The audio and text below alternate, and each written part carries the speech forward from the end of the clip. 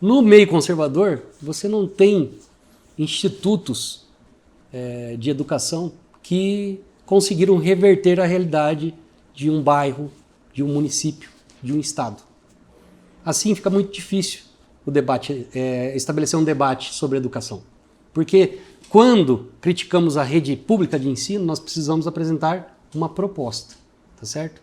E essa proposta depende do acúmulo de experiências exitosas, de dados concretos, factuais.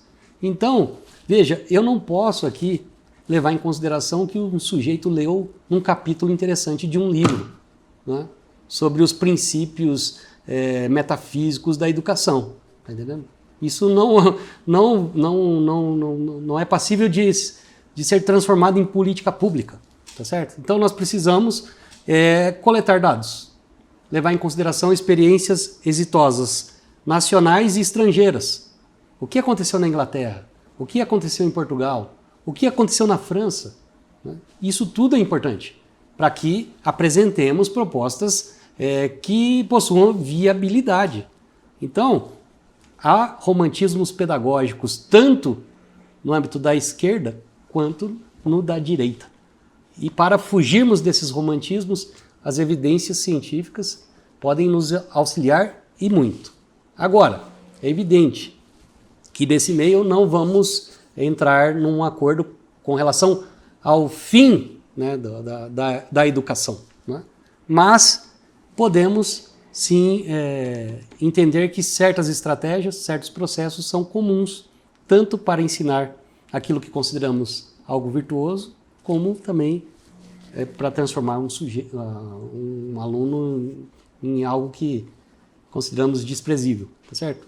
Vou dar um exemplo. Tem um autor de Portugal, que eu entrevistei em 2016, se não me engano, que é brilhante no tocante à alfabetização, mas que vê a alfabetização como um instrumento para que os estudantes entendam todo o problema do sistema capitalista, tá certo?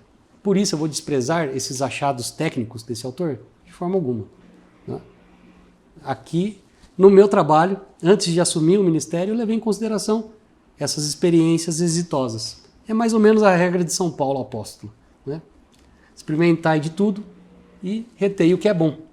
Acho que falta um pouco isso para nós da direita. Levar em consideração experiências exitosas em matéria de educação, independentemente das vertentes políticas, tá certo? Tu acha que tu conseguiria dizer que esses princípios filosóficos precisam ser colocados em prática pelas pessoas para a gente começar a adquirir um leque de experiências? O problema é essa tradução desses princípios, né, no âmbito da educação, tá certo? O que um sujeito quer dizer em formação integral dos alunos? Né? Como isso se dá? Que experiências você tem nesse campo? Qual é o currículo que você construiu para que isso aconteça? Então nós temos hoje no Brasil essa cultura de palestra. Chega lá um sujeito, começa a falar sobre educação, e aí você faz a seguinte pergunta: quantas pessoas foram submetidas a isso que você está falando, que é essencial para mudar a educação brasileira? Daí ele vai começar a pedir para sair ali do auditório, porque ele está com fome e quer jantar, entendeu? É isso que acontece em geral. Então, é muito simples. Olha, repito, assistam a palestra que foi ministrada pelo Nuno Crato no seio do Ministério da Educação. Vejam o que ele fez em Portugal para reverter o quadro lá. Né? Não levar aquilo em consideração é burrice. Né? Sei lá, eu não concordo com a perspectiva política desse ministro. Dane-se. Não é isso que está em jogo. Né? O que está em jogo é o seguinte: o que é passível de ser convertido em política pública? Né? Como que uma ideia pode chegar à sala de aula? Há toda uma logística para que isso aconteça. Tem um livro aqui que é a Bíblia da Secretaria de Alfabetização, Congresso dos Ratos. Já leu essa fábula? Tem lá um grupo de ratos que está sendo ameaçado por um gato. Aí eles formam uma assembleia, começam a discutir como podem, né, reverter essa situação. E daí, vamos conversar com o gato, mas daí não tem negócio. Ele é um rato, né, muito inteligente, né, diz: já sei, tem uma ideia.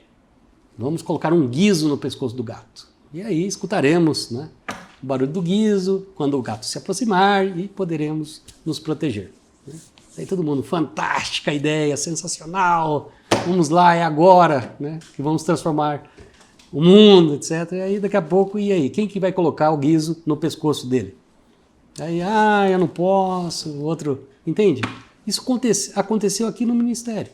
E aí, veja, a conclusão, né, da fábula é interessante. Né? Agora eu entendi que uma coisa é conceber, né, é idealizar, outra é executar. Eu estou no poder executivo. Eu preciso de ideias que sejam passíveis de execução. E as pessoas não entendem isso. Vários ratinhos passaram aqui pelo Ministério da Educação em 2019, com brilhantes ideias, mas que não eram passíveis de execução. Então, nós precisamos entender que política pública é diferente de debates românticos sobre educação. É diferente do que você faz com o seu filho em sua casa. Você pode ter muito sucesso com ele aí, não duvido, tá? Mas uma experiência educacional precisa ter escala para que ela seja apresentada como uma proposta de política educacional. Né? Então, por exemplo, quem critica currículos? Você pode criticar currículos que tenham um viés de esquerda, mas não currículos estruturados. Tá certo? Porque é engraçado, a mesma turma que critica, por exemplo, sistemas de avaliação, sistemas nacionais de avaliação, né, leva em consideração os resultados do PISA para dizer que a educação do país é um fracasso. Mas, pelo amor de Deus, decida-se. O PISA é válido ou não para você? A escala de proficiência do PISA, né? É boa ou ruim para você? Né? Serve para aferir como um termômetro da educação brasileira ou não? Se serve, meu filho, então você já admitiu uma regra do jogo. E admitindo essa regra, você vai ter de ceder, né, em outros pontos. Então, não pode ter sistema de avaliação. Como que eu vou, então, saber se uma política está funcionando ou não? Então, no Brasil, nós temos avaliações que são estaduais, municipais, nacionais, as internacionais. E agora, se esses instrumentos estão calibrados ou não, isso é uma outra discussão técnica, que aí sim merece debate. É uma questão que merece ser debatida. Ok? Aqui na Secretaria, quando chegamos, nós começamos a analisar os instrumentos de avaliação. Participamos de várias reuniões, discutimos tecnicamente se aquele instrumento realmente estava aferindo, né, a capacidade de leitura das crianças, de escrita das crianças. Por exemplo, a Avaliação Nacional de Alfabetização, agora SAEB segundo ano, você tem os resultados de 2014 e 2016. Não sei se você já analisou. Os alunos no terceiro ano do ensino fundamental, eles 55% têm conhecimento insuficiente em leitura.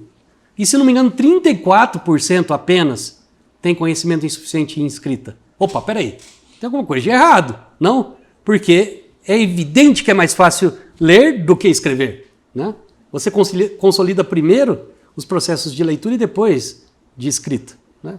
É mais ou menos assim. Né? As coisas correm paralelamente, mas a escrita exige muito mais do que a leitura. Então, vamos discutir esses instrumentos de avaliação, tecnicamente. Tá certo? Agora, acabar com tudo? Não vai ter mais? Liberdade total? Bom, então esqueça o PISA. Não use mais para esfregar na cara dos outros. Não diga que no Brasil há um número expressivo de analfabetos funcionais.